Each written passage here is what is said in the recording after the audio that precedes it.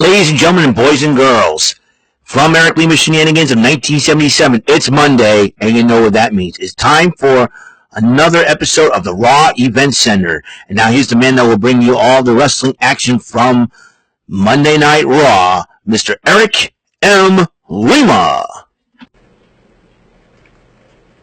Thank you very much, Mr. Announcer, sir. Well, hello there, everyone. Welcome to yet another episode of Eric Lima Shenanigans, 1977.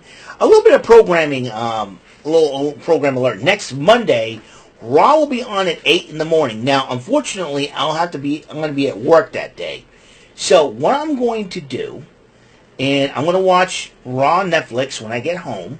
I'm going to watch that episode of Raw. Then, that'll be the fallout from Crown Jewel. Then I will do a report on that. I will do an event center right after my tic-tac-toe gameplay. So, and I'm going to make sure I do it before Bofus as well. So, just to let you know, I will be. I'll watch Raw when I get home from work next week because it's in Perth, Australia. It's a special start time, 8:00. What I'm going to do. So I'm not going to be there. Obviously, I'm not going to be there to live react because I'm going to be working. So once I get home from work, that next week, I am going to watch Monday Night Raw. Then I will address what happened, and we'll go from there. Also, hopefully the Renegade Shenanigans of live stream that I do on YouTube every single Tuesday will go smoothly, unlike last week. So I'm hoping, fingers crossed, that it will be there. So I'm hoping if this problem keeps persisting, I may have to cancel it out altogether and just do my regular videos and all that. So many people thought it was a good idea at the time to chat with me on live stream and all, but yeah. So I'm kind of hoping that the Wi-Fi will stay stable, so we'll see what happens there. We're going to talk about what happened this past Monday night, what happened tonight on Raw. So we're going to get going with this. Roman Reigns kicks off Monday Night Raw to address the Dallas crowd as the final Raw before Crown Jewel. Bronson Reed and Paul Heyman interrupt the OTC, and Reigns wants to fight him right away. But then Heyman holds Reed back and said, "Hey, I'll tell you what, we'll challenge you to a match, Australian street fight." And he says, "I accept. It's too easy."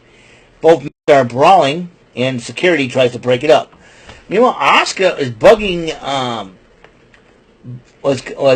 Adam Pearce, the Raw general manager, to have Kyrie fight Io in a matchup. He said, "You want it? If I'll talk to Io about it. She accepts. We'll have a match."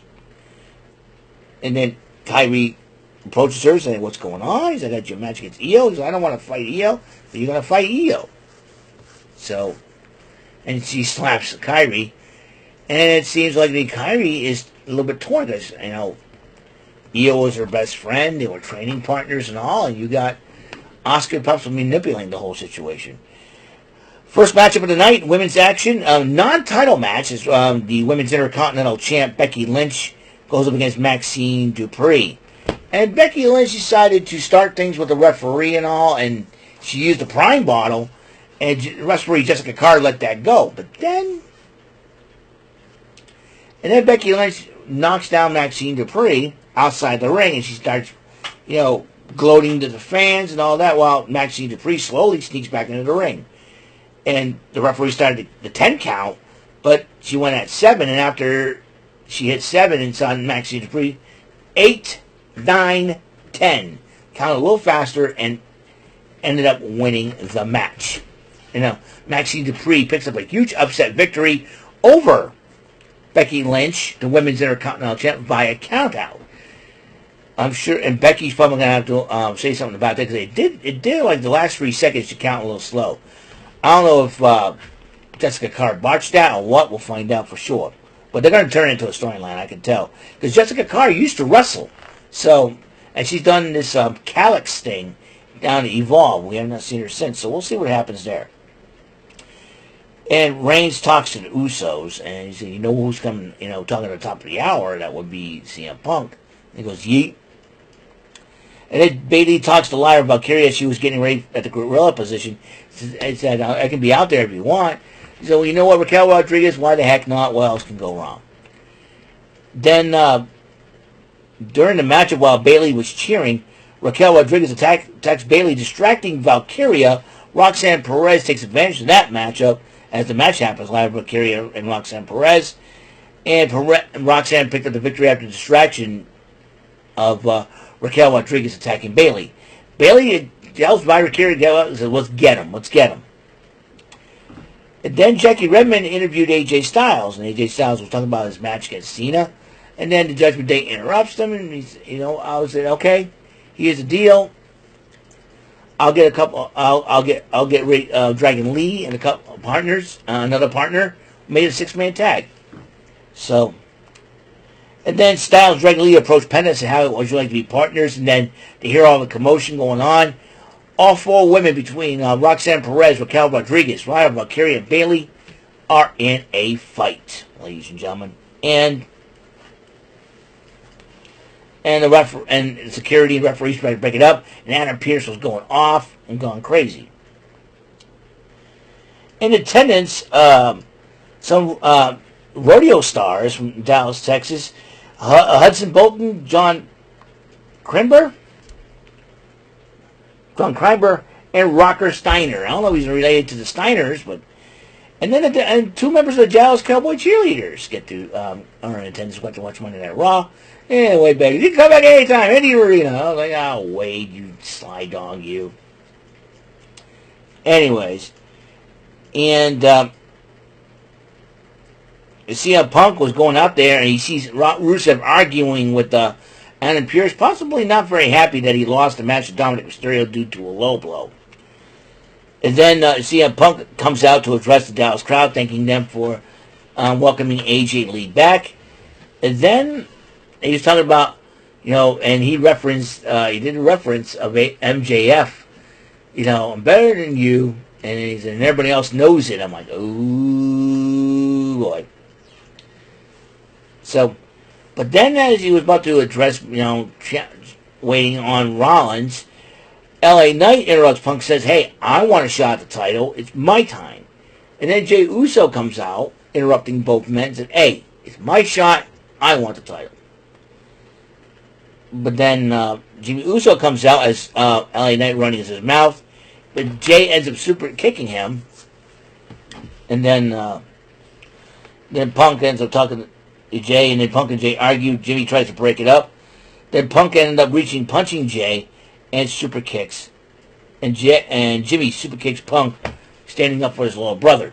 Let's see what happens in that situation. Meanwhile, Io Sky addressing Asuka, and says, we're not family anymore, Crown Jewel. Ray and I were going to beat you. And then Io Sky versus Kairi saying that people want to see this matchup for a quite long time. It's happened, and thanks, and it goes after Asuka before the matchup, and then during the matchup, Asuka gets involved during the matchup, and Kairi Sane took advantage, but then Asuka helps Kairi Sane pin Io Sky 1-on-1. Even though Asuka helped Sane. And then the Kabuki Warriors that both attacked Io Sky after the matchup. How does Rhea Ripley feel about that? We'll find out this coming Saturday. And then Rollins and Rhodes Part 2, Allies. A little documentary of the history between Seth Rollins and Cody Rhodes. And he said, well, I helped you win the world title, and this is what I get for it. And he's upset with Cody Rhodes about that. So then Becky Lynch is in the back with Seth Rollins, and Paul Heyman complained about losing to the Priest. He said, I'm going to go talk to Adam Pearce about this. Seth Rollins talks to Heyman. He said, what if I lose? And Paul Heyman's trying to tell him, well, you ain't going to lose and all that. But he gave him something straight. He's going to, if you lose, I want to ask myself, why did I choose you over Roman Reigns? And walks away. That got Seth Rollins to be thinking, and he said Rollins needs to be serious. So, anyways, Jay complains to Roman about what happened, and then he confronts Jimmy. Jimmy goes, hey, sometimes They're gonna do your thing, And if you want to really help your brother, stay out of his way. So that's what. So we get the six-man tag: AJ Styles, Penta, and Dragon Lee versus the Judgment Day, the tag team champions Finn Balor, JD McDonough, along with the AAA Megas champion and Intercontinental champion Dominic Mysterio. During the matchup, Rusev takes his Dom out of the arena, out of the matchup, and Penta super kicks Rusev because he wants a shot at the belt. And Styles, but AJ Styles took advantage of the whole situation, and him, Penta, and Lee ended up winning the matchup. And he he promises that his match against John Cena will be a banger. And then Punk talks to LA Knight before the match, and LA Knight tells Punk, "Don't get pinned." Usos versus CM Punk and LA Knight. And Knight and Punk ended up winning the matchup over the longtime tag team champions. So that is all the time that we have on this episode of the show. Episode 2588. So, like I said, tomorrow we get NXT Showdown and Title Tuesday. So I'm going to be doing double duty. I'm going to watch Title Tuesday on my computer, NXT Showdown on here. We shall see what happens. Thank you for tuning in, and I will see you on the next episode of the show. Until that next episode comes rolling around, Mr. Announcer, take us home. That is all for today's episode of the show. This is Mr. Announcer speaking for Eric Lima Shenanigans of 1977. A Big Beefy E and do it for Bob Saget production, and in association with a Raving Bull for 3000 Telepictures and Distribution. Thank you for watching another episode of Eric Lima Shenanigans of 1977. See you later on the next episode of the show. Goodbye for now.